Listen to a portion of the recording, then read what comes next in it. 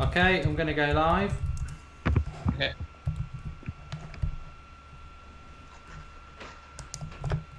Hello and welcome to the United Stand. Been off air for a few days, so thanks. It's brilliant to be back, absolutely brilliant. And I think I'm right in saying that international is over. I don't think there's a midweek England game. Shoot me if I'm wrong. But we're back. We're sort of talking about the derby. Team in tatters is the thing. I mean, we had the thing a few days ago with Aguero, obviously banned quite rightly. But as always seems to happen with the international break, and Jose did say himself that there won't be many injuries in his Manchester United squad. Well, unfortunately, you can't dictate for what happens in the internationals, and obviously it's looking very much like we will miss out on Mkhitaryan, which is just bloody typical. You know, he's not been being picked anyway, and then he comes back and he is involved. He gets himself injured for Armenia, Valencia as well. But got Alex and Key on the show. Go to you first, Alex. In relation to Mkhitaryan, I don't know if there is any update on it, but it's just a real pain in the backside, isn't it?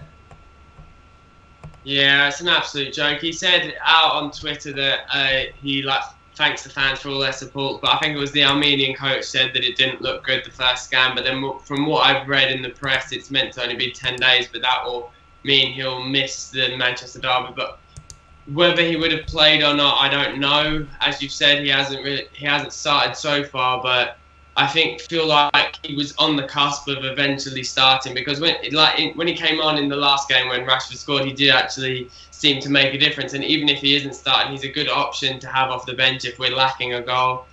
And it's just really disappointing because, and another person who I really, really hope isn't actually injured but he's pulled out of internationals is Luke Shaw, which will be a huge, huge detriment to us, as well as Valencia apparently arriving late. So our two main focal points this season have been our fullbacks bombing forward, and so they could both potentially be missing against City, which is going to be a huge loss. Yeah, obviously City will be without Aguero. I think they're a bit of a one-man team. We'll talk about that in a moment. Mkhitaryan, I think more or less we may as well accept the fact that he won't play in the game. Kevin H was just saying there, Key, that it looks like Lingard is back. Well, he was back for the previous game. He just didn't make it to the bench. So options would be Lingard or Mata is what a lot of people are thinking. I think we have to assume Mkhitaryan misses out, as much as it pains me to say it. So, I mean, give us your thoughts, Key, and who you'd be thinking about playing in a game like the derby. I mean, Lingard, he is Manchester lad. You know, that might mean something. Well, firstly with Mkhitaryan, I'm disappointed, but I wouldn't say I'm gutted, because he hasn't had a chance to really show us in any great detail what he's capable of. If he'd been playing for the first 3 matches and playing out of his socks, then it'd be a huge loss. And, you know, I wanted him to play next match, but it's just not going to happen. I don't know. It's a hard one, isn't it? Because I'd prefer playing Lingard myself. I think he'll occupy the fullbacks a bit more. Also, with Man City, the way that they're playing, pushing their fullbacks into sort of the right half and left half channels when they've got the ball. If Lingard's there with a bit of pace, hopefully he'd be able to exploit the gaps that would be there when their attacks break down. But I've got a feeling that I think Jose is just going to play Mata. I don't know if he's going to use the excuse that he used before of the fact that because, well, not that their fullbacks push on, but their fullbacks are out of position. Mata will stay there, whereas Lingard actually will track back a bit more. But I just think it's one of those ones, regardless of whatever we feel, I think that Mata will get the start, as he has done in the first 3 games. Yeah, you're probably right in fairness. I mean, James Kidman's saying play Rashford out wide, as Lee Poulton is as well, and that's a very good point. I mean, it's not been that long ago since we beat Hull, and we beat them because of Rashford, and yeah, it was a tap-in, but what he did in those few minutes when he was on the pitch, he made a massive difference. Big argument that he should start. I think some people are thinking maybe Anthony Martial, unbelievably, shouldn't start. We've got a lot of positions to work through, so we'll just do it in order of what we're picking up from the live comments. Martial scored a very good goal for France, made by Pogba the other day, and his confidence will be going up. And last season he was our outfield player of the year, so I think Martial's nowhere near being dropped as far as I'm concerned. He deserves a lot longer, but Rashford, Alex, and bring Martial into it as well. I mean, are you feeling that Rashford will and should start? And if so, where would you expect him to be playing? It's hard at the moment because obviously Martial, as you just said, was our best outfield player last year, undisputably. But this season, you have to base it off current form. And this season, he hasn't been up to scratch by his previous standards. I know we're only 3 games in, and yeah, he did score for France, which could potentially boost his morale. But he's obviously been having these problems with his wife, selling the story to the press and stuff. And he always comes across as this smooth operator, but with this wife story, it does seem to be affecting him on the pitch, unless it's just fatigue from last season and from the Euros, bearing in mind he's only just turned 20, so he isn't necessarily the oldest and used to these long seasons. But it's just so hard at the moment to not let Rashford play, because like when he's been coming on, he has been so good. And like the last few games, if you like bring his England games into it, and his last few games for United, he's always looked a threat every single time he's come on. And people could say, oh, that's because he's a brilliant impact sub to have to come off the bench. But we don't know unless we start him. So personally, maybe we could play him on the right wing and have Martial still on the left wing, play him over Mata. But it has to be either Martial or Mata drop out, and I would 100% start Rashford. We know what happened last time he played against City, so I would definitely have him in my starting lineup. It's just a matter of who, and it just depends. Like last season's Martial, obviously he'd be one of the first names on this team sheet, but it's just whether he's going to come back to last season's form in these coming games, which, don't get me wrong, I don't think that he's going to like flop the whole season, but the first few games he hasn't been up to his previous standards.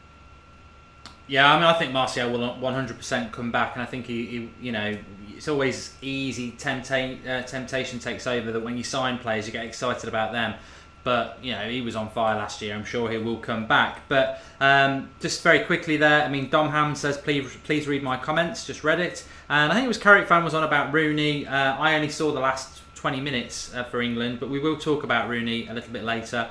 I think it was Stan Collymore made a good point today that England are carrying him. Well, a lot of United fans think we've been carrying him for a couple of years now. But in relation to, well, I think Rashford to start anyway, because he is a Manchester lad and he understands it, and it's a derby and there's not many of those in the City team, so the more the merrier really. But I personally would play Zlatan up front, obviously. I'd have Rashford on the right, Martial on the left, because that's going to scare City, who are defensively weak. I mean, Rooney's going to play at number 10, but we'll talk about it in a minute. The thing I wanted to go back key next, and it is a key topic. It's Valencia. Right back. I mean, it's just the funny thing. Aguero deserved to be dropped. We know it's a massive, massive loss for City. And then within, a few hours of that happening, we start to hear that Valencia, well, obviously we've talked about Mkhitaryan's injury. Fellaini potentially out injured as well, although I think he will be back. But Valencia's not going to land back from international duty until something like between 12 and 24 hours before the game.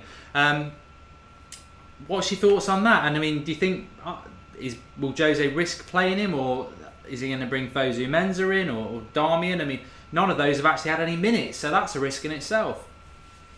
Yeah, it's a hard one, really. I mean, I think if he's fit and he says that he's good to go, I think Jose will play him, because he's clearly shown us that he's got faith in the player, and this is his starting right back this season. We look at the Pogba thing where, I didn't think that necessarily you should be playing a player who's only had 2-3 days worth of training, but he came in and did the business in his first match, probably performed better in his first match for us than his second. I think that the main problem I've got is if he doesn't play, if he's not ready to go, if he's jet lagged or whatever, then if you're going to play Darmian, I don't think he'll play Fosu Mensah. I think Jose historically always wants to play experienced players as and where he can. So if we are playing Darmian, then to me, if he's fit, Lingard has to play. The way that we've been playing, our fullbacks have in some ways been the fulcrum of the attack. Everything's been going through them because Martial and Mata have been drifting in so much, and they've got the space to go around the outside. And with Darmian, although he did play actually, I think, in the wide right position for Italy, and he can do that. We haven't really seen that much of it for United last season. I wasn't 100% convinced with him going forward. So I think you've got to play Lingard because Lingard will at least be there to supply crosses, and he will play as a wide man. If you're playing with Darmian and he's out of practice, he hasn't played at all for us, barely even pre-season, and then you've got Mata there, then I think that's a problem for us down the right-hand side, especially bearing in mind that although I don't think he did that great for England today, I didn't really watch the match. It was on, but I wasn't paying attention. Sterling has done really well, I think, for City so far. He's looked probably their biggest threat, I'd say, other than Aguero. So you've got to play Lingard if we are going to have to play Darmian. Yeah, I think it'd be a real shame if Valencia can't play because he's done so well, and I think I'd take that risk on a bit of jet lag, to be honest. We want as much continuity going into the City game as much as possible, and that means playing players that are playing well. So as Alex was saying, Luke Shaw, I don't think there'll be anything in that he's out. But Jesse Pinkman raises a good point. He's asking about Alex, did you buy a Rooney shirt 3 years ago? I think he's trying to say that Rooney's been shit for 3 years as well, which is a very good point. Talking about the Rooney brigade, no, it wasn't him, it was XR Snipe, says we haven't carried Rooney in the previous seasons, that's bullshit. Okay, don't know what games you've been watching. Vince Chapman is Luke Shaw, Valencia Fellaini and Valencia doubts, which is what we're working through at the moment.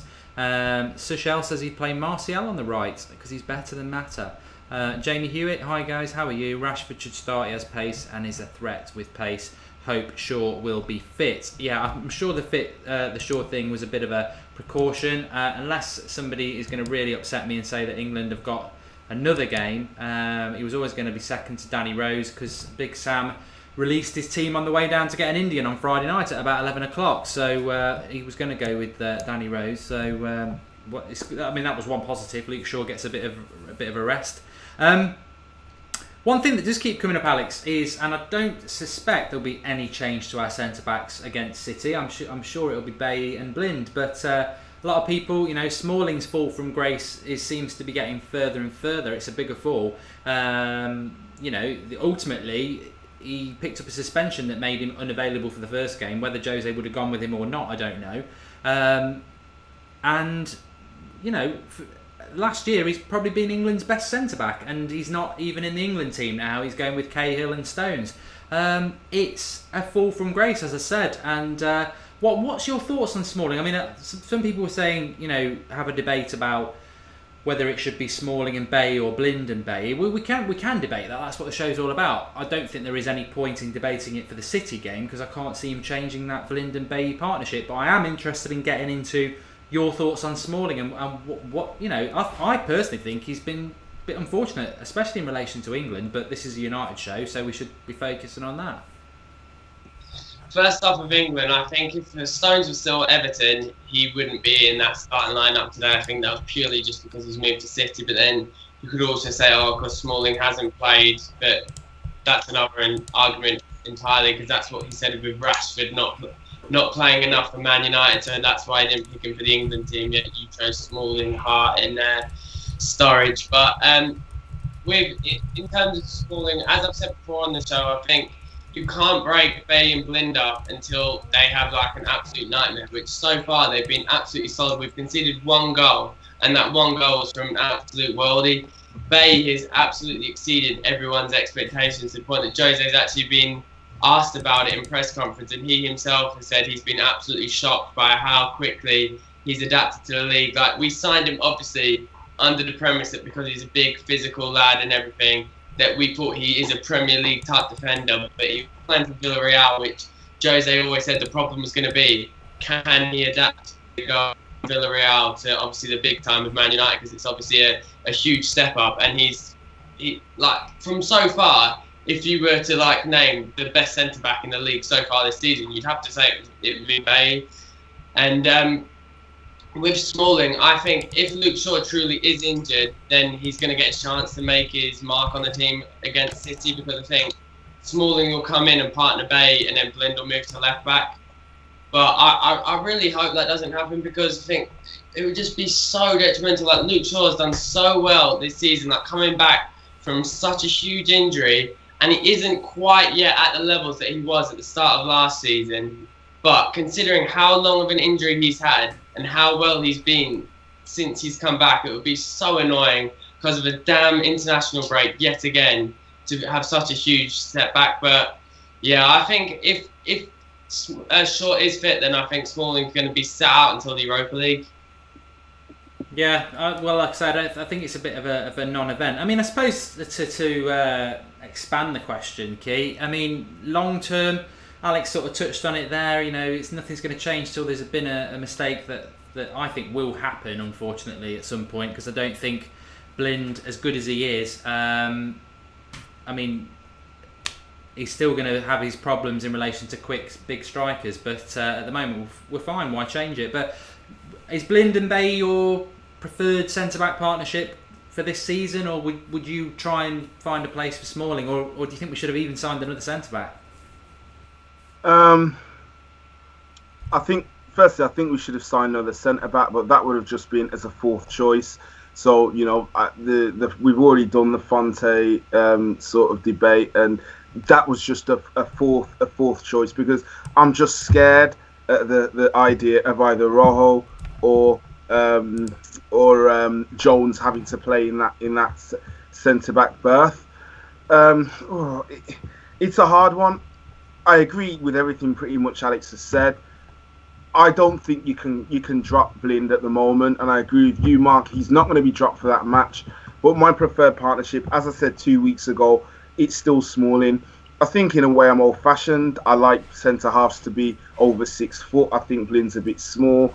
It's not his natural position, and I think at some stage of the season he's going to make a mistake or get bullied by a big, strong centre forward, and we're going to suffer through it. Also, I feel I'm slightly disappointed for old Mike, because I mean, if you looked at him 3 seasons ago, where he was then, as compared to how he was playing at the end of last season, and consistently for the past 2 seasons, I think he's improved himself a great deal. He's not infallible. He'll make the odd mistake. As I've said to you at work already, and I've said on the show as well, you can't really judge yet if he did improve that much, because under Van Gaal we were playing so much more safer than we were under Fergie and we are under Jose. But we don't sit back and play 20,000 sideways passes now. So he hasn't tested. It doesn't matter, because even when he was playing for England, he still looked an assured centre back, and they weren't playing in the same way that United were playing. At the end of the day, Alex, I don't know. He's one of these players you've got a grudge against, but you cannot tell me that he has not improved greatly over the last 3 seasons, regardless of the sort of formation that we play. Because even though we were playing defensively, I don't think it was necessarily the case that the central defensive midfielders we had were really protecting the centre backs that much anyway. But just cutting to the chase, I think you've got to continue to. If it's not broke, don't fix it. But long term, I would prefer it to be Smalling and Bay. Yeah, I don't really need to add anything to that, because I've said that Blind, we won't win a title with Blind as our long-term centre-back. I hope he proves me wrong. Maybe we will. Yeah, maybe we will. He's fantastic, and he reads a game so well. I mean, you know, yesterday I was out on my brother's stag do, as many of you know. I dropped my pint, and before it hit the ground, Daley Blind had picked it up and cleaned it up and delivered me a new pint. He's just superb. But and he's one of the. I think some people get mixed up in opinions, really, because we're going to talk about Rooney now, and I think people do get mixed up in opinions. You know, Rooney's a different kettle of fish for me, but when I'm critical of Daley Blind, it's not because I don't like him or I don't want him to succeed. He's one of them players I really hope he proves me wrong, and Valencia sort of falls into that category as well. I've got nothing against them. They obviously really try, and I hope they do prove me wrong. I just worry about Daley Blind that over a season he has got a lack of pace and a lack of height, and that could be costly. Like it was 2 big games last year, West Ham and Spurs away. He cost us those games. I don't care what anybody says, but he may have learnt from that. But I would agree with Key. I think my preferred centre-back partnership is Smalling and Bay at the moment, but I wouldn't be making any changes for the weekend. Okay, let's come on to the Rooney thing, because I know obviously it's relevant. England have just played. I watched 20 minutes of it, Alex, and you made a good comment, which I hope you're going to repeat to everybody that was on the direct message at the group that we have for the United Stand, which I wasn't even aware about. I don't want to get into England because I've got no interest in England. I think it's laughable that we've got a manager who was fighting relegation last year. But what made me laugh, and there's just one sentence that comes into my mind in relation to this, is that Rooney was getting a lot of stick from non-United fans anyway, so you sort of want to try and defend him. But what I saw is a couple of good passes in the last 20 minutes from him, to be fair. But he's playing against a team that's playing very well. They're fighting for their lives, and he's playing in that position of midfield, defensive midfielder, where he's got all the space. And I just remember Jose saying, he's not an 8, he's not a 6, he's a 9 or a 10, and I could play at midfield with no pressure on me playing 30-yard passes. And that's what I saw from Rooney. I didn't think he was particularly bad in that last 20 minutes for England, but it was just ringing through my ears what Jose had said, that he's got no pressure on him. And he did look quite good, but he can't play there for England. So you know what? I don't know. That was my thoughts on Rooney. Yeah, I didn't watch the whole game. I only watched the 80th minute, but I saw him do that one pass Walcott in I think it was like 90th minute or something. Sturridge just tapped, so it was offside. But in terms of Rooney, worrying from England's standpoint is because I asked him, Big Sam, at the end of the game, that, where did you want Rooney to play, blah, blah, blah. And he was just like, Rooney can play wherever he wants to play. It doesn't matter. I tell him if he can drop deeper during the game, then that's Rooney's position. So it seems to have been the problem that we've had. I don't think we'll have it under Jose, but it seems that we've had this problem for every manager, for England and for United for the last, since Fergie, is that he's just not think, but the manager seems to think that he's bigger than the club or the country. He can just dictate what he does. And from a United standpoint, at the moment, as I've said before, and I was saying this to work the other day, his overall performances have been bad. He's the only player in the league that's contributed either a goal or an assist in every single game so far. So it's just like Fellaini, it's just like the Bay championship. You can't justify dropping him while he's still producing the results. Like that game, I didn't watch, like, as I said, 15 minutes, from 80 to 95. But apparently the commentators in the run-up before it all happened, like, Rooney's had a poor game, yada yada yada. But he still did that world-class pass to Walcott. I know it was offside, but he still produced that one moment of magic. So that's the thing with Rooney, that he can play a terrible 90 minutes. But in the 91st minute, like he did again with Rashford against Hull, he played poor the entire game, and then he produced that one moment of magic that ended up the game. And he did it with the cross to Zlatan as well. So it's like, you can't really knock him while he keeps doing it, even though the overall performance is bad. Yeah, Alex, I think there's problems with your connection because a lot of people are saying it's cutting out and stuff. I mean, I can hear you a bit, but it is a bit shit. But Keith, your thoughts on Rooney? I don't know whether you watched the England game. I suppose people... I think we're talking about Rooney again because I think he is dividing a lot of United fans' opinion. I think some people still don't want him in the team. Again, if I was going to give my brief insight, he will play in the derby. The only hope that Rooney not playing is if he'd picked up an injury, but that's not going to happen, is it? He's never really picked up injury in his whole career, so he will keep playing. Yeah. The England match, I put the second half on. I didn't see any of the first half. I put the second half on, and within about 5 minutes, I was totally bored. It looked exactly the same sort of setup as under Hodgson. Well, with the main difference being actually in the qualifiers, we actually looked decent. It was just in the Euros itself that, well, basically the team flopped, in my parlance. So it's hard for me to really comment. I think, did he play deeper today than what he did? Was he actually centre midfield, or was he number 10? I mean, I only saw the last 25 minutes. Don't know whether Alex saw more. He was definitely a centre midfield, defensive midfielder. Yeah. I mean, he was centre mid, and then they brought Dele Alli on and pushed Rooney further forward. Okay. Okay, because I mean, it looked like that to me, but obviously, it's obvious that Wayne Rooney is sort of an untouchable when it comes to England, and it's almost the same at United. Whatever we, the fans, think of him, managers seem to fancy him. Whichever manager it is, it appears that he's always going to be one of the first names on the team sheet. He's still the captain of club and country. I think all we can do is support him until, I don't know, either manager has an epiphany and realises that.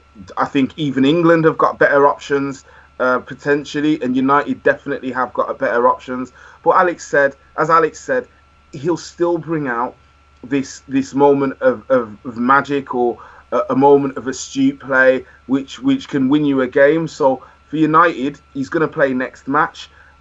If I'm honest, Mark, I'm a typical United fan. I don't really care that much about England.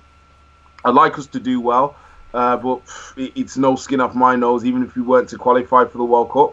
So it's all about United, and for United, he's going to play. Let's just try and back him while he is still playing, and hope that he can continue to do the business. I don't care if his performances are rubbish till the end of the season, but every single game he either gets a goal or an assist, then I'll be happy. Yeah, and I think Alex makes a very good point that, we can say maybe he should be dropped based on, his form. However, there was a great comment there. It's whizzed by, and I apologise for missing the name of the person, but they basically said, he is producing moments of magic, and they are winning his games in some sense.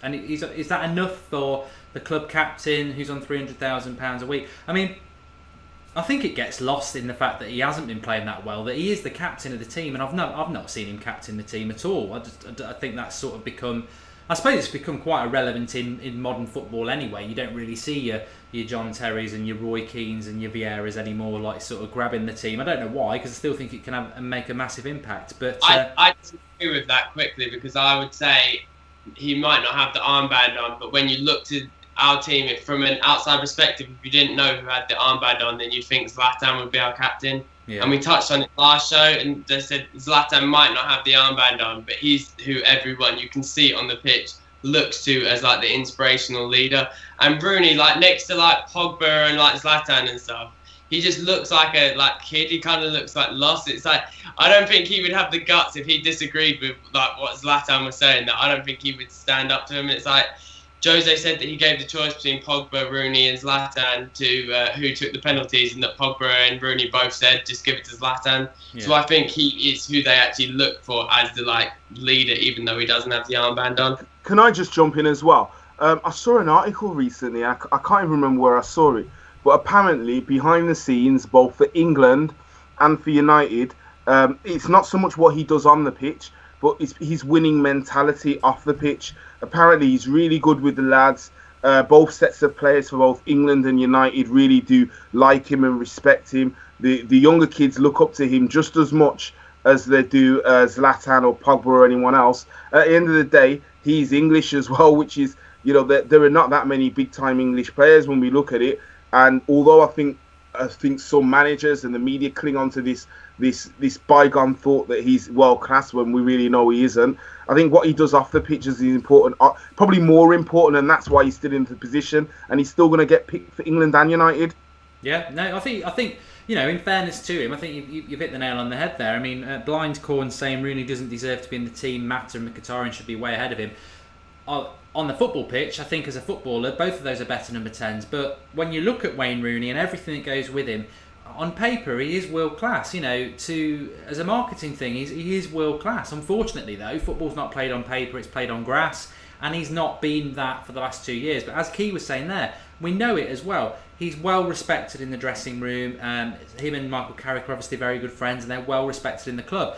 Rooney's a divider. If you're one of these fans who want him out of the club because of what he did when he tried to go to City and he played the club, or you're one of these fans who, in a nice way, your head's firmly up his backside and you'll never hear anything bad against him. I mean, that's loyalty. That is loyalty. But I think Key's right. I think within the club, especially in the dressing room, the people like Rashford, Lingard and everything like that, they're not going to say anything against Rooney. I mean, in Rashford's sense, I would applaud him to say something against Rooney because I think he's a better player in form, but that's not going to happen. He's well respected within the club. But I think I'd agree with Alex. I think it's a token captaincy. I think last year it was glaringly an issue that we had no leadership in the team. I think this year you've got people like Pogba who are just better footballers, and then you've got Zlatan who's a better leader. So I think him being the captain doesn't actually matter that much because he's surrounded by better players now, whereas last year we sort of struggled a bit for that. Let's go to the live comments because I want to grab, we've sort of touched about everything in relation to the derby apart from actually talking about it, which we want to build up through the week with some of the shows.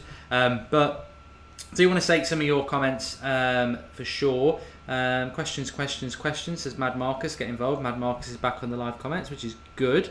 Jamie O'Hare says, well, I'll throw this to both of them and it will be a very quick one. Jamie O'Hare says, when you think of United and Wayne Rooney, what comes to your mind straight away? Alex? I think for most people and for me, it would be the goal against City, the overhead kick. Yeah, and Key, can be a positive or a negative. I'm saying to you, Wayne Rooney, what do you think? The 2 transfer requests. Yeah, see? Somebody says it to me and I'll be blunt. Fantastic player, but finished. I do. And I didn't think that a year ago. Alex said it, but I just think he's on the decline. And he's I think going back into what we were talking about there, I think because he's been so good and because he is still a fantastic brand, and he's done great things for Manchester United and he's locked into this big contract. He isn't going anywhere soon, but it's weird because I think, you know, some players have gone into their late 30s and some people have gone in their early 30s, and I think he sort of needs to I mean, he shouldn't be playing international football, I would say that. I think that's just another drain on him that doesn't help his United career. But I don't want to keep saying in fairness to Wayne Rooney puts himself ahead of Manchester United of anything. If he was totally focused on United, I think he should have retired from international football. But he wants to break the cap record. You can't blame him for that. He's already broken the goal record. But I do think he is on the decline. That helps. Salman FC says Messi or Ronaldo. We're not getting into that. Ronaldo. Do you think Blind will keep his starting place for the long term instead of Smalling? That's from Crowley HD Gamer. I think we've sort of touched on that. Dummo U says Daily Blind is boring in my opinion. Messi or Ronaldo, that's somebody else. Zubar Can I just say to that? Sorry, I'd rather have a boring defender who's boring because he doesn't make mistakes and he's just solid than an exciting defender who slides in all over the place, makes bad challenges, gets red cards and gives away penalties. Or even more, an exciting defender that seems to dribble out all the way to the opponent's half, gets tackled, and they hit you on the counter like David Luiz and John Stones, and then they end up scoring a goal. I'm going to give you lads a little minute just to have a think about this, because there's a very good thing that came out in a very bad paper, and I've not read it anywhere else, about Sir Matt Busby's family being kicked out of I can't get my words out, but you know, I call it a private enclosure, but the hospitality seats at United. So I don't know whether either of you have read about that, but I mean, I just don't know. I mean, get involved in the live comments about that, because if it is true, obviously it's not great, because Sir Matt Busby rebuilt the club and he should have a place for life at there, but I don't know how much there is. John Nolan, it's your show, yet there's a guy sat here deleting comments. He doesn't North Korea much, you bunch of Forest fan. All I would say about that is I don't really want to get into that again. We did the United Stand story on Saturday because it's the international break. If you've not watched it, then it sort of explains everything. But I think last night I was out and I was getting messages from people saying that these obsessive people, and I take it as a compliment that people want to go back looking at tweets that I've not bothered to delete off the account from 2 years ago. But when we started the United Stand, that was 18 months ago. 2 years ago it was Soccerbox. There's tweets out there where I said I was a Liverpool fan and a Sheffield Wednesday fan, so if you want to go and find them and put them up as well, because Soccerbox was basically a big massive wind-up. So there probably is something about Forest there, but they've not been deleted. I don't exclusively run the United Stand account anyway, but I probably was running Soccerbox back then. But I've got nothing to hide about that, you know, and I suppose we can talk about that in the last 10 minutes, because it sort of brings into something that I want to ask Alex and Key about anyway. But I mean, I tell you what, I should be getting a BAFTA if I'm not a United fan, because I've been doing this for 18 months and I've been very passionate about it. But if I'm really a Forest fan, then you know, I'm absolutely amazed by it. So there are some people in the comments writing about that. I'm going to totally ignore it from now on. Like I've ignored the obsessive people who are going on about it on Twitter. One thing where I'm absolutely amazed that people, and I'm really, I suppose, I'm quite humbled that people want to spend hours out of their day to go tracking down all this sort of information from me, and we must be doing something right that people are trying to do that to try and break up something that is the only, as I said on the United Stand story, the only independent fan channel out there that the corporate monsters are trying to dig up dirt on us. But yeah, absolute rubbish. And if I'm not a United fan, then hopefully the BAFTA's in the post. But yeah, this Samat Busby thing then, Alex. I mean, there's not much to discuss there. If that's true, it's abhorrent. But I don't know. In terms of the youth thing, I don't know why I've been receiving like abusive tweets saying, "What do you have to say about this Mark Goldbridge being a Forest fan? What the fuck does that have to do with me? I don't know why you're tweeting me abuse about it." But Alex, I've got a bit of an update here on this Matt Busby thing. I had got it wrong. This is from Manchester Evening News, which is a step up from the Sun slightly, and they basically said that if it ever loads up, I mean, I don't know what's going wrong tonight. Sir Matt Busby's plaque removed from Old Trafford director's box. His grandchildren have also been told they will no longer have access to seats there. A plaque commemorating Sir Matt Busby has been removed from the director's box at Old Trafford. His grandchildren have also been told they will no longer have access there. The move, particularly the removal of the plaque, is said to have saddened some members of the surviving Busby family. There should be a comment from the club. They still get season tickets, which is fabulous. I don't know whether it's a bit of a... The powers that be at Old Trafford have decided to call time on this and have told the families they won't be getting any tickets this year. I'm sorry, that has to be absolute bullshit. Depending on who you are, like your age category or something, you would say the two... Who the best manager in Man United's history is. If you're not going to say Fergie, then someone would say Matt Busby. And there's no way that the club would disrespect with even taking away the trophies he won and stuff. He was with everyone knows about the Busby Vase, the Munich air disaster, all that stuff. You would not disrespect the club that much. Whether the Glazers would be who people would blame for that, but they would know that there would be an uprising if something like that happened. And when you have Fergie on the board, you have Sir Bobby Charlton on the board, that wouldn't happen. So whether it's in the Manchester Evening News, whether it's in the Sun, I think that's bullshit either way. Key, anything to add? Not really. I just totally agree. If it is true, well, I'm not even going to consider if it is true, because the way the club is run, the way the Glazers came in, how long is it ago now? What, about 8-10 years ago? I can't remember. But they've actually respected the traditions at the club. They never forced Fergie out. They wanted him on the board. They've always taken the thoughts of Bobby Charlton and other greats into account. It's a club with a magnificent history. That will always be there. There's no way that that's true. There's no way a plaque's gone down and his family haven't been sort of exiled from the club. That's rubbish. Okay. Yeah, I mean, I'd echo that. If the plaque apparently has gone down, then it probably is only being moved to a different place. I highly doubt it's been taken down full time. Yeah, he'll just get a bigger plaque. That's all it is.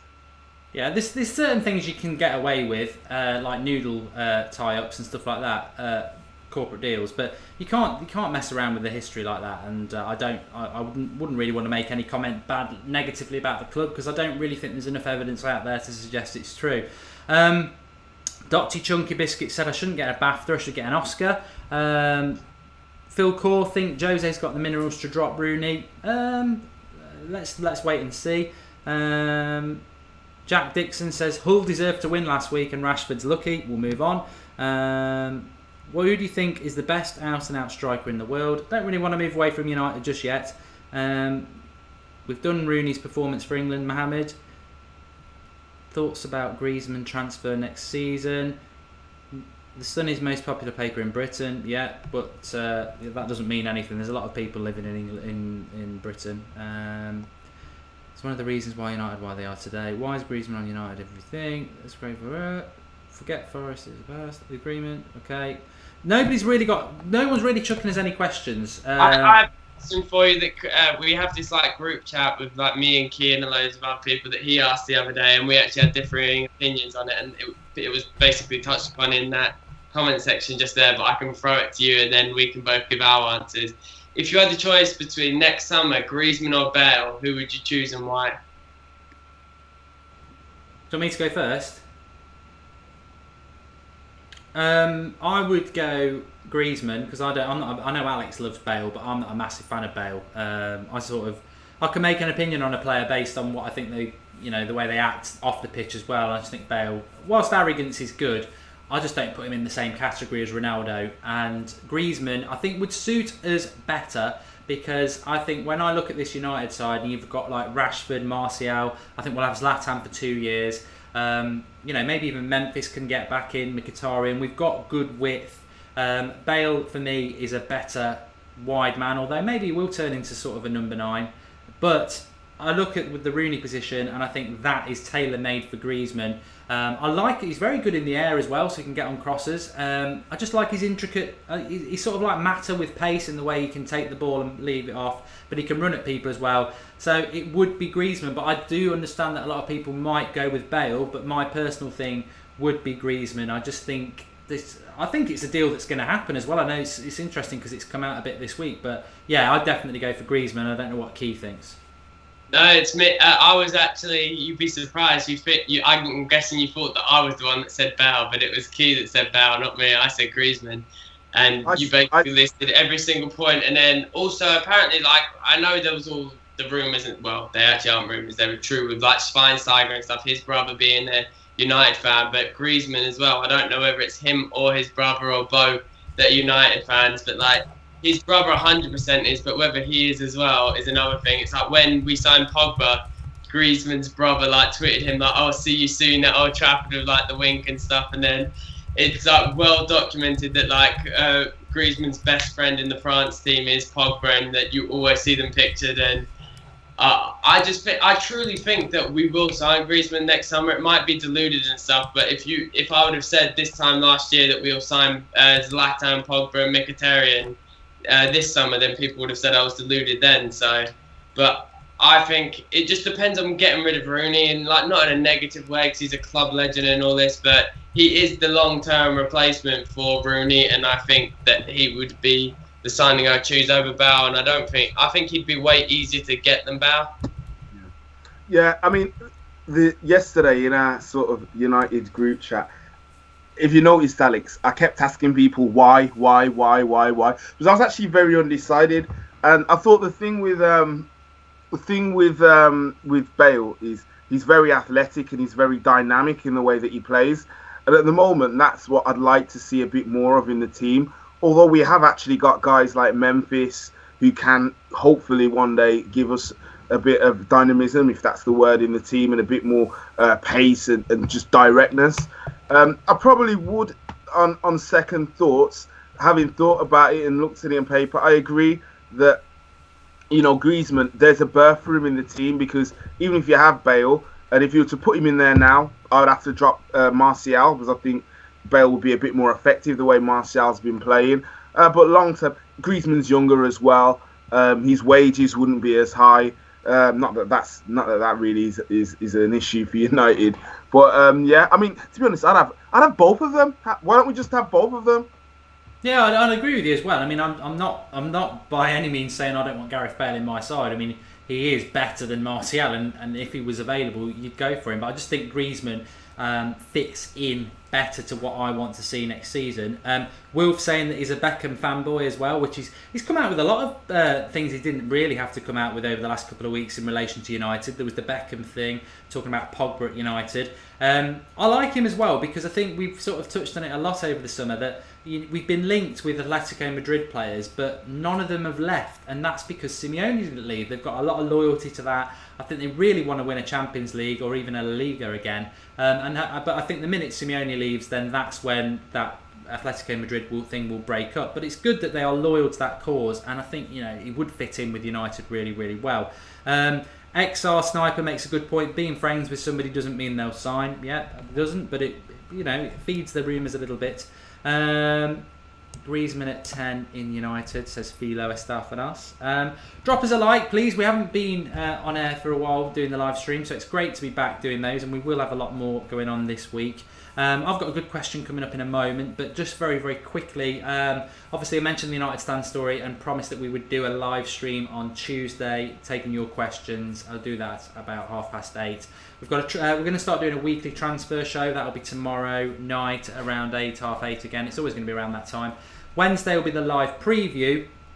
Saturday is obviously Derby Day. I think it's kicking off at 12:30, so we'll be going live at about 11:30. But for those of people who have been getting involved in relation to the United Stand FIFA channel, we've got a FIFA league up and running now, which is FIFA 16, but it's a bit of a trial for when FIFA 17 starts. But the great thing about it is, and I'm doing one at 9 o'clock after this on that channel, is I'm playing my second league game. I lost the first one this afternoon 1-0, robbed in the Milan Derby. Is that because I can now live stream playing FIFA, FIFA Predicts is back. So there'll be a FIFA Predicts on Thursday for the Manchester Derby as well, which is good. But as a lack of, football life, I like your Europa League thing. Obviously Schweinsteiger was named in the squad and Melvin Pelly's mentioned him. But I just want to ask a very, very quick question, and it's sort of pertinent to everybody. If you could drop us a like while you're watching, that'd be great. Sort of feeding on some of the comments I've been having today. Well, I'm just going to throw it out there, and I don't know whether people will feel comfortable answering it, but I'm certainly looking on the live comments box as well. I think one of the things that I sort of had it, if you saw it on Fan TV last week, I put it up on the channel on Thursday. I was obviously on with a City fan, and it was quite refreshing to have that chat with a City fan and get that other side of things, because nobody ever dares come on the United Stand. But fair play, he did. It was on Fan TV. But his every line, people were saying, they put you in place, but their every line was not from Manchester. You're not from Manchester. And it sort of got me thinking over these last few days when I've been away. And obviously none of us three are from Manchester. And I think even amongst Manchester United support, we've been doing this for a couple of years, 18 months, and there is that sort of underlying arrogance that if you don't go to games, you're not a real fan. If you're not if you're not from Manchester, you're not a real fan. I've said it, and a lot of people have said it. It's ridiculous. I've got no. There is no such thing as a better fan as far as I'm concerned. And also, if you take away what is 99.9% of Manchester United support and leave the 0.1, if I've got my maths right, of Manchester fans, then they would probably be like Bolton Wanderers, maybe in the Premier League, but not battling for titles. So if you want to be a big club like Manchester United are, then you've got to have a global support. But very, very quick question, Alex. How long have you supported Manchester United? Was it from birth, or did you change allegiance, or did you just get into them? Can I just say, I want this little plastic here to answer before me. Key. I want his story.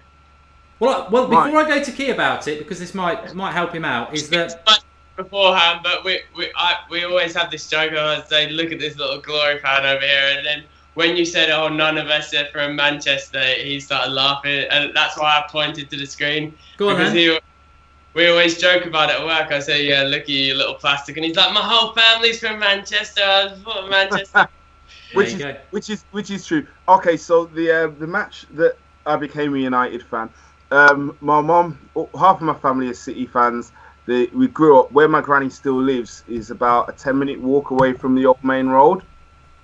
So I went. It would have been 19. I supported United since I was about 6, but it was proper, like, sort of solidified. I think it was in 1989. We played City at Main Road.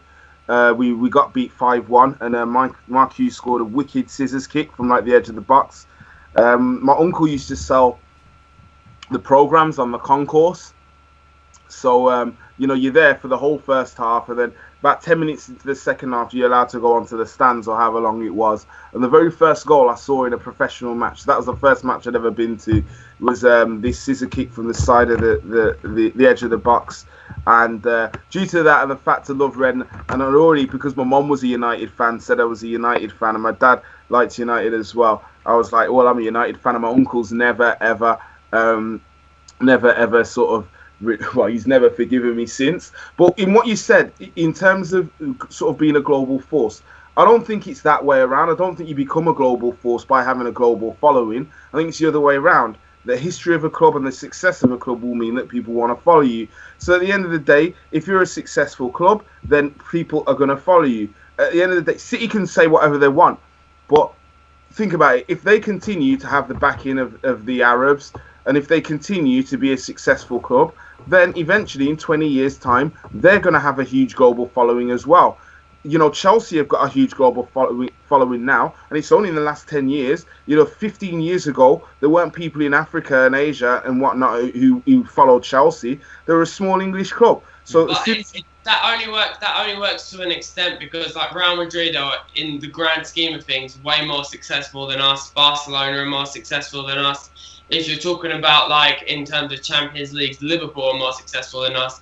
But yet, if you go by the stats, Man United is the most supported team by an absolute mile, because that's because we're marketed the best. And it's like, that does help. Like, in terms of my story, like, when I was growing up, and anyone that has watched the show for like the past 2-3 years knows that my favourite player by an absolute mile, and it always will be my favourite player. I know I'll never have a player that I love more than him, is David Beckham. And I know it's so many English people, even if you don't support Man United, that's been so many English people's favourite player ever. But David Beckham was always like my favourite player and everything. And then for me, growing up as well, I didn't grow up in England, but the team that was always on TV, the English team when I was growing up, because I grew up in Germany, was always Man United, because they were always in the like Champions League and stuff. So like that's how I like grew up. And then obviously as I like became more mature and stuff through like the years and everything, then you learn more about the club and everything, and learn the history and everything. But growing up, yeah, it was just because they were like the biggest team and everything. But David Beckham, he like transcends like the sport. Like I think he would still be like, you have Messi, Ronaldo and everything now, but David Beckham is still the most famous footballer in the world. Okay, well, let's not get into a Beckham fan club, but I've got a question for you both in a moment, which I'd be interested to get your reaction to this and the live comments, which I want to take some of the comments on there at the moment. But one thing I took picking up on what Keith said there is that, yeah, I sort of... I remember, like, my granddad's the reason I support Manchester United. It's the reason my mum supports Manchester United. He was massively into the Busby Babes, and then obviously the crash happened, and Duncan Edwards was his favourite player, which is why I've got all the books and the pictures. But from speaking to him, he said even in the late 50s with the Busby Babes, it was such an exciting new thing that hadn't really been done before. This young youth side that was, going into Europe, which had never been done before, and that sort of it captured the imagination of the country, because the UK was a different world in the late 50s to what it is now. It didn't have Twitter and Arsenal fans for a start, and bitterness. There was a bit more camaraderie after the war, etc. But this young team playing in Europe, exciting, that brought a lot of fans from around the UK. Then obviously the Munich tragedy happened, and the club got a lot of empathy because they'd lost these great players. So a lot of, my granddad's from Nottingham, but I know people who are in that, still alive in their, sort of 80s, 90s. You speak to people and they talk about their granddad and that who support United, and all over the country, and that's because of that. But what I witnessed through the Sir Alex Ferguson years, and especially around the late 90s and that one, when they won the European Cup and we were playing great football, winning it with the last kick, you can be a bitter anti-Manchester United as much as you like, and there will still be Liverpool fans like that and Arsenal fans like that, but we gained a lot of support globally and within the UK in the late 90s because of the way you play football, the way you conduct yourself, the way you excite people. So that is a big key to it as well, which Key sort of gave me the nod towards. But bringing it back, in fact, let me just take a couple of comments, then I'll ask the lads this observation, which I've sort of been building up towards. But Craig says he's from Edinburgh and he goes to the games. That's great. Nothing against local fans and people who go to the games. Personally, I think all United fans, which is what I'm building up to, are one, equal, and two, very important. But you're always going to get that little bit of not. Abby says Manx should build a wall if they're going to be a Trump-like with their football. Don't know what that's all about. You can support Manchester United wherever you are, says Craig Farrell. John Iarty, been on the show for a long time. If not for United fans outside of that village called Manchester, we'd still be a pub club. I still think they'd be a decent club. I think they probably wouldn't be challenging for titles, but there's still teams like Bolton, isn't there? He's got a spear today. Okay, what I was going to say is, because the reason I sort of thought about this is that we do get emails into the Soccer Box email address, or even I get them, or get the odd direct message and that. And what got me thinking about it was sort of, obviously all the rubbish from last night, but then had an email about 3 weeks ago, and it was basically along the lines of, and this happens quite a lot. I don't support Manchester United, but I watch the United stand because I like what you do, etc. And I've become a Manchester United fan. Now, I think I know where Alex will go with this, because it's like, how can you support one club and then you become a Manchester United fan? I personally don't have much of a problem with it, because if they're going to go and buy merchandise, it's coming into my club. However, I have also had people say, I didn't really know much about Manchester United, just used to, sort of support my local team a bit, something like Colchester, and I've read about Manchester United and the history of them, and I've become a Manchester United fan that way. I personally don't have a problem with those fans, but I know a lot of people do. It's sort of like a tribal thing. But ultimately, if you're a Manchester United fan and you put the effort in and you support the club, I mean, I don't really care. But I know Alex, for one, is definitely going to go off about it. Oh, it absolutely infuriates me. I don't really mind if you say like, for example, with me, being from Essex and everything, like wanting Southend to do well and stuff. But what pisses me off is the people that say oh, you have an English team. And I think me and you were talking about this the other day at work, and you had the same opinion on this as me, Key. So when people say, oh yeah, my English team is Man United, my Spanish team is Real Madrid, my German team is Dortmund. You can't have a fucking another team in a different country. This is what I hate. Teams that say oh, my English team, my Spanish team, blah, blah, blah. I would choose it. Like I said, I've actually said this to my mates before. I'm like, if Man United were to go into liquidation and cease to exist, I wouldn't go to another club. I'd just be like, okay, fuck it, I just won't watch football anymore, or I'll watch football from a neutral perspective. I'm more of a Man United fan than I'm a football fan in general. I just fucking love the club, and just everything is just Man United, Man United, Man United. I've seen, and I'm not even lying with this, when Man United got knocked out of the Champions League by Real Madrid, when Nani got sent off with that bullshit decision, I saw people saying in the run-up to that game, oh, I hope Ronaldo scores a hat-trick, but Man United win 3. Fuck it, you leave the club, you're dead to me. All I care about is Man United. I just do not understand how people can support multiple teams. It just pisses me. I can understand with lower league teams, if you say you want one to do well, blah, blah, blah. But you cannot be like, oh, I really support this team, but I also really support this team. You have one or the other. You can't just support multiple teams. It's bullshit. Key, Alex is off on one again, says Shane Higgs. Yeah. But, well, do you know what? I'm going to try and stay calm, because I feel like going off as well. Now, firstly, that comment about the little village called Manchester, you can fuck off with that. I'm sorry. Firstly, Manchester is a huge city. It's a metropolis in this country of England or Great Britain or whatever. To call it a small village just shows your ignorance, whoever that was. Sorry, I don't mean to insult the viewers, but I just find that such an insulting comment. It's like saying London's a small village or Birmingham. No, it's not. It's a big city. And if you follow the club, why wouldn't you have respect for the city that it's in? Number one. Number two, I totally agree with everything else Alex said. I look at it like a marriage. I'm married to Man United. I'm not going to cheat on her with any other woman. I can look at other women and think, oh yeah, she's attractive or whatever. Or say for instance the Birmingham, all the teams around the West Midlands. I want them to do well, because I've grown up around them. A lot of my mates are their fans, but I don't necessarily want them to win. I always want them to get hammered against United. And this whole thing of changing, it's fair enough to say, okay, I've just learnt about a club and now I follow them, but there's just no way you could be, especially if it's an English team, you can't support Arsenal 1 minute and then start watching a podcast and all of a sudden say you're a United fan. It just doesn't wash with me. Alex will tell you at work, we've had this discussion a million times. I've never been a great Van Persie fan, and the reason I was never a great Van Persie fan is because I think he was a traitor. I think at some stage you need to show a loyalty. If you're a player and a team's treated you really well, there should be some loyalty there. But even more so as a fan, if you follow a club through thick and thin and you're actually a supporter and not just a fan, and you're paying your hard-earned money to either watch them or buy a t-shirt or even just buy a Man United pencil, then you stick with that club. You don't flip and chop, and you don't get divorced.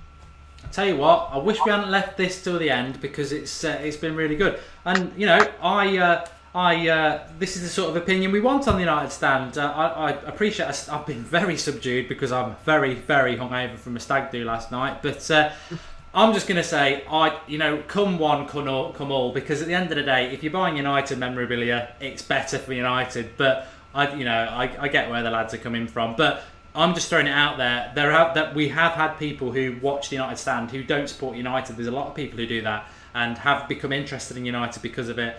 And also, there are fans. There's a lot of City fans who 3 years ago didn't support City. Let's be honest, and they've suddenly got a lot of fans because of success. So whether you like it and the lads don't like it, or whether you don't really care, which is me, that is a massive part of football. There will be United, definitely City fans. Chelsea, as Key said, I mean, they sold the most shirts in the Premier League last year. Unbelievable worldwide.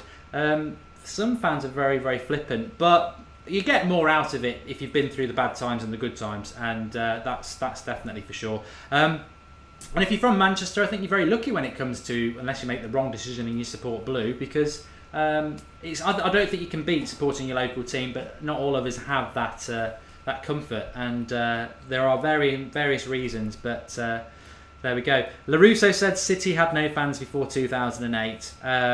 City fans are just too plastic. It's annoying, but I always used to quite respect City, to be honest, actually, because they were down in League Two and they'd have 30,000 people turning up. It's ridiculous, they were in League Two and they used to fill the stadium. Now they're champions and all that lot, and they can't fill it. I don't know where the real fans have all gone. Probably fed up with all the fake fans. But success brings followers. Shane Higgs. Look at the United stand, only joking. Deshavin says, not a United fan at all, but find myself watching this. Well, in relation to the United stand, everybody's welcome. You don't have to be a United fan.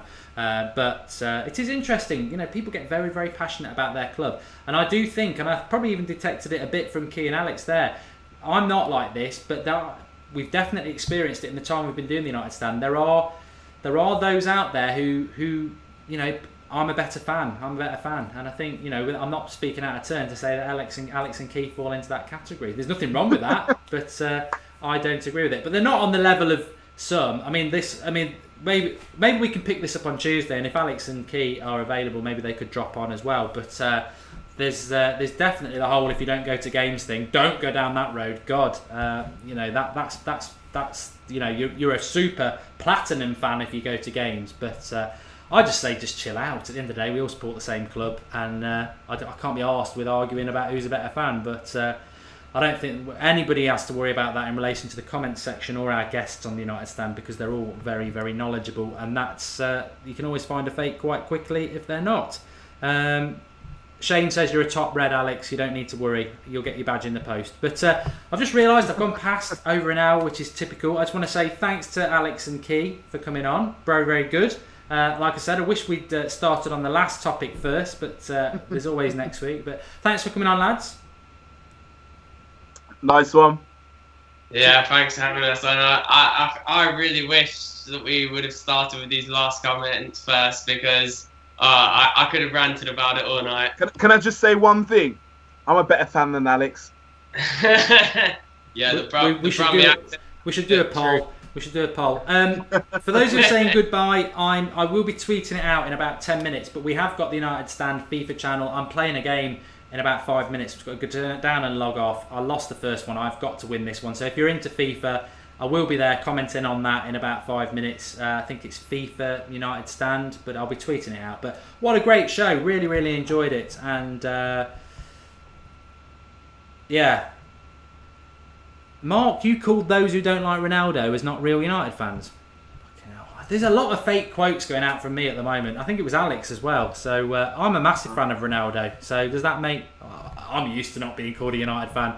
But yeah, thanks everybody for watching. I've got to go and play this FIFA game, because otherwise we would have played all night. But I've got someone waiting to beat me. So I'll go and do that. We will be back live all this week. I've been off for a few days, but really enjoyed that show. Really good. If you're watching live, brilliant. You've got it. If you didn't watch live and you didn't continue for the last 20 minutes, you've missed out, and you'd have missed this bit anyway, so I don't know what I'm about. But thanks everyone for watching. I'll see you commenting on the FIFA if you're going to go over, and really, really applaud Alex and Key. Brilliant guests tonight, and it's nice to get a bit of a debate going. But Whether you supported United in the last 20 minutes or your whole life, as far as I'm concerned, you're all the same. Thanks, everybody. Speak to you later. Cheers, bye.